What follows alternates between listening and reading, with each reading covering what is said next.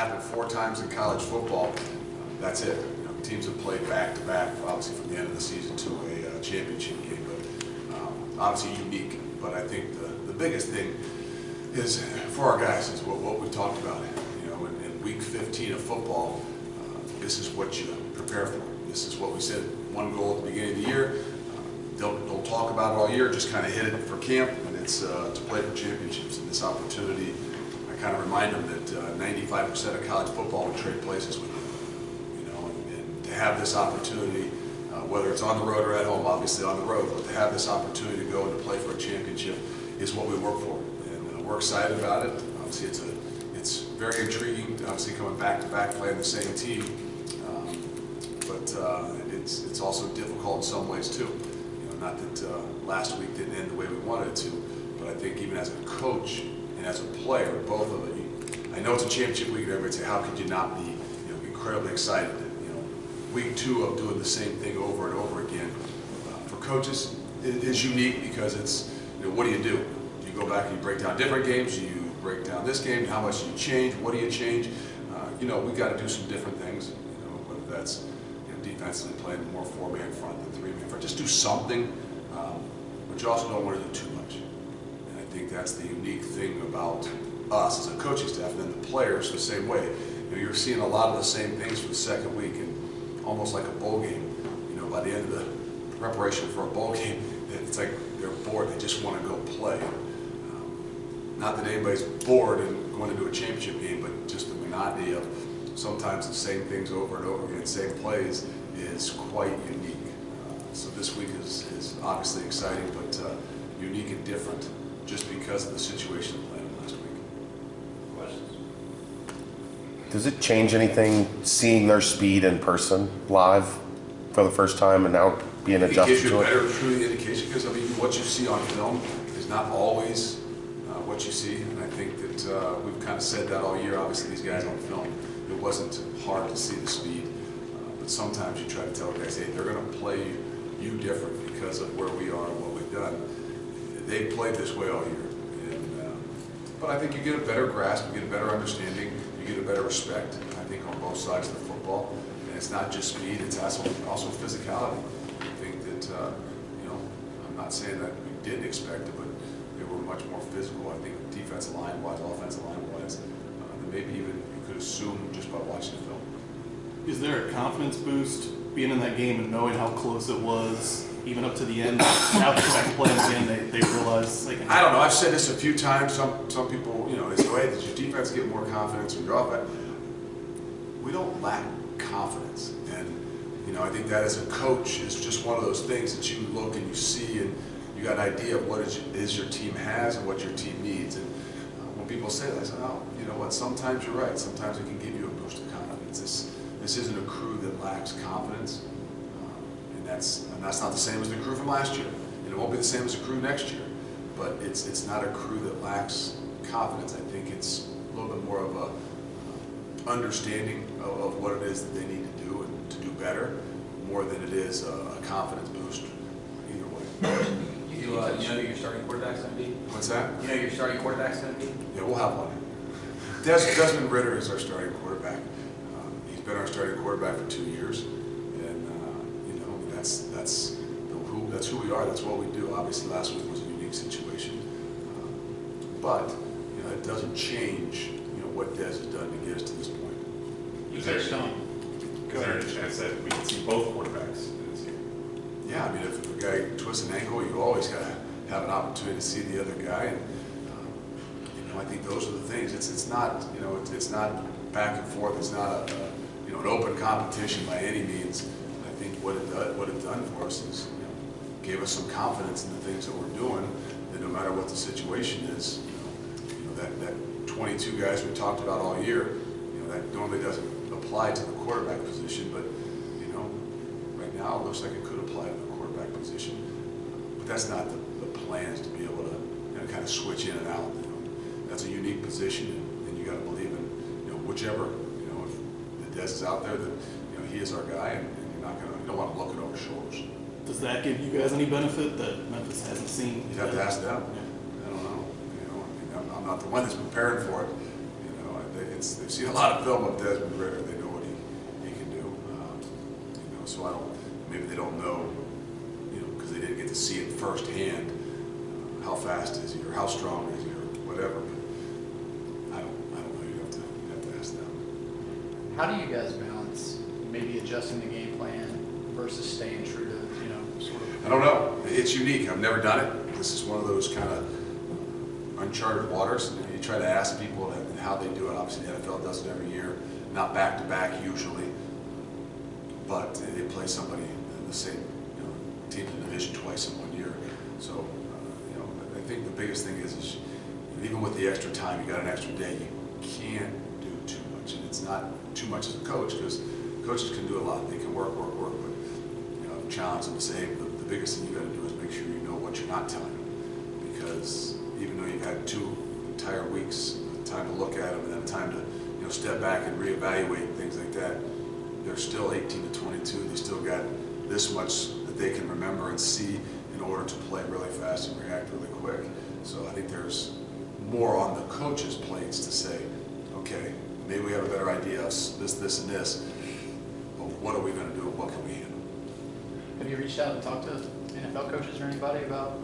I've asked, yeah, not a bunch of them. Like I said, I don't have a ton of friends out there that you try to bounce things off of all the time, but ask them just in general, what's the philosophy of this time to play them? Just kind of like, I've asked them a few times, what's the philosophy when you play an early game? We have not done that. We played 2 Friday games.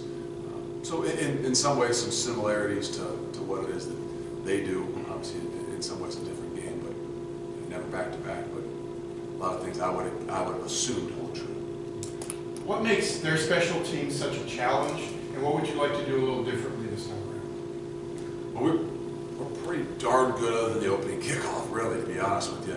They did a great. If you look at them and you evaluate them, I tell our team every week. I pop on the kickoff return to start the week off just to see, what kind of culture, what kind of team are they really. And if you do it, you're going to see starters out there. You're going to see guys that are relentless. You see guys that take incredible pride in what it is they do. Very similar to what it is we do. And I think what makes them really good is the emphasis they put on it, players that they put on it, not to mention, the athletes that they have. So, but it's not just the athletes. It's not just the returners. It's the people they've got on there in general too, and they do a great job. I mean, it was quite a battle from our punt team to their punt team, back and forth, knowing that we both were really good at what we do. And you saw a little bit of the chess matches and the things that we do, and so that'll be another unique situation playing them back-to-back weeks. Is how much different and new can you do in that situation too. For some of your seniors and older guys on this team, it's been a long journey to this point to get to double-digit wins back-to-back years, a chance at a championship. What would it mean to them just to be able to bring back a trophy here and just live that moment that I'm sure that you can ask them, but I think those are the gratifying things. I mean, they're excited. They love what it is they've done. They had this opportunity. I think, but anytime you can finish, I think that's where the memories and the joy really comes in. And we've said it for 4 or 5 weeks, and we'll go as they go, and we will continue to go as they go. Whether it's this game or the following game in the bowl. But they put a lot of work. They've been through a lot of those ups and downs. Each guy has their own little things that's going to be unique to them. But to top it off, they can do what the one goal that we've said we needed to do. When maybe a lot of people don't believe in you, I think it means that much more to those guys. But it means something to everybody. Whether they're a freshman in the room, doesn't really know what it's all about, doesn't really have any idea as to how we got here, it means a lot to them as well because of the dedication and things they put into it. But we always celebrate the seniors and know that this is the last opportunity, guaranteed opportunity. Obviously, they got a bowl game. They're few and far between. You've mentioned it as that, this. Coach. Knowing the stakes of this game, what do you think the bigger reward is of winning? Is it winning the conference championship, or is it getting that big branding bowl? No, those guys do. A bowl's a bowl. A bowl's a celebration. You want to win a championship. There's no place in anything that we talk about, hey, let's get it to ourselves to a certain bowl game, and that has no bearing on it, to be honest with you. It's all about an opportunity to play for a championship, to bring home a championship. I don't think there's any other thoughts in any of their minds about the next step and where they would go. And maybe I could be wrong. I'm not saying that some of them haven't thought of, their parents haven't asked them. You know, I'd see it'd be more of the people outside of there, but the guys in this room, they could probably almost care less as to where they're going to go. More importantly is what can we bring back. You described it as this thing you guys don't talk about, the championship. How much does that change this week? How much will you directly talk It's about? about a championship. We've gotten to a point where now this, you know, if you see the schedules are blacked out and things like that, and trying to be focused in one thing at a time, now you've gotten to the point, yeah, we know what it's about. You know, it's just something we don't talk about because it's long-term. Well, that long-term point is here. Now you can actually talk about it. And, you know, I started off yesterday by saying, I'm not going to tell you guys how important this is and how big this is, you know, but I also want to make sure I remind you how appreciative we are for what it is that you've done to get us to this point. Now we've got to find a way, you know, and figure out a way and do the things we need to do to bring it home. I know you're a big routine guy, just having an extra day. Did you do anything different this week No. in preparation? No, we actually just trying to be smart. Like you said, it's how much prep, how much overdue can you do, and ultimately how fresh can you be.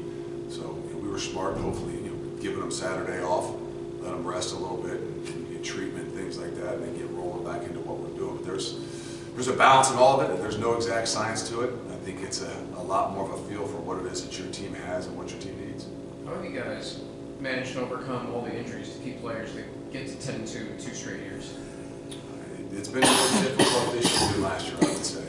You know, I can stand up here and complain and talk about the number of guys that have gone down, but thank goodness, I think at the beginning of the year, the idea was, hey, 22 guys on both sides of the football are going to be what we really need. And I think doing that in camp and having that prep gave us an opportunity, a better opportunity, that if something like that happened, that we had been prepared, you know, whether it's offensive line, whether it was the back end of the defense, throughout the entire camp, we had prepared, you know, trying to get those 1As and 1Bs ready, not expecting guys to get hurt, but expecting it to be a long 15-week season where you're playing a lot of plays, and you're going to be a lot better at the end if you can continue to play an excess number of guys. I think by any metric, the American has separated itself from the rest of the quote-unquote group of 5 conferences out there. I know you still would have to win this Memphis game to be in that conversation for a New Year's Six Bowl, but there seems to be some conversation out there that says that even if Cincinnati wins this game, you guys haven't deserved that shot. How do you respond to that? I didn't know there was conversation out there, to be honest. Remember that rock I live under? I don't hear a whole bunch of that. I'm sure I did see something where I'm sure our commissioner continues to talk, but I don't listen. Not for any other reason than just staying locked into the things that you're doing. And you know, guess what? I have absolutely no control. I'm not saying we have some control over where we're going by winning, but we have absolutely no control beyond that as to where we go. I'm not going to sit up here and lobby for us or for anybody of our conference. You know, I'm not saying other coaches don't do that. I mean, there's hype masters out there all over the place. You know, I try to keep myself. I got a lot of things to do with these 115, 110, 18 to 22-year-olds and a 29-year-old. They keep me plenty busy. But do you think the champion of this conference, do you think they should have that spot year in, year out? Yeah, I would. I mean, obviously this conference is really good, and I don't know that it's just this year, but I think in general, you know, you're seeing a lot more. I'm not saying respect. I don't even know. I haven't watched it enough, but I know I have a lot more respect. Not that I didn't have before, but what the conference has done this entire year, and the number of teams that have that opportunity to be in there. So I would hope and believe that no matter what, they recognize and see that, you know, but you know, we got to take care of our own business and see how those things all shuffle out. Would you prefer the conference maybe schedule division opponents late so you wouldn't have to do this against a Western team again back to back? Well, I don't know. We don't have divisions next year, so. Oh, that's true. So That's right. I would guess that this mistake won't happen. I didn't say mistake. This won't happen again if there are divisions. I mean, nobody can project as to, oh, I had an idea that Memphis and UC were going to be in the. But if there are conferences, I would probably guess that you're not going to see them play across the conference. The last game. Yeah, well, I guess that takes care of the problem, but Do you like that you and Memphis, two of the best teams in the conference, are scheduled late in The best- November? the Do you best think? two, right? Yeah, the best. Do you think that kind of helps? Just sort of. We always talk about November being the most important month. Yeah. I mean, do you think that that's? Yeah, I mean, we had a unique schedule. I thought we were really front-loaded, and then obviously at the very end. And in between, if you would have just looked, not knowing what the conference was going to be, you would say, okay, you don't have the UCFs and things, and like you did at the beginning, and the Houstons. You didn't recognize that the entire conference was going to be as strong. And I know sometimes the records don't always say that, but strong in a lot of different ways. So I don't know that there's a whole lot of difference. Okay, hey, there was no coasting. I think you saw our games, right? There wasn't a whole lot of deep breaths being had in the fourth quarters to many of those games. They all came down pretty much to a wire. So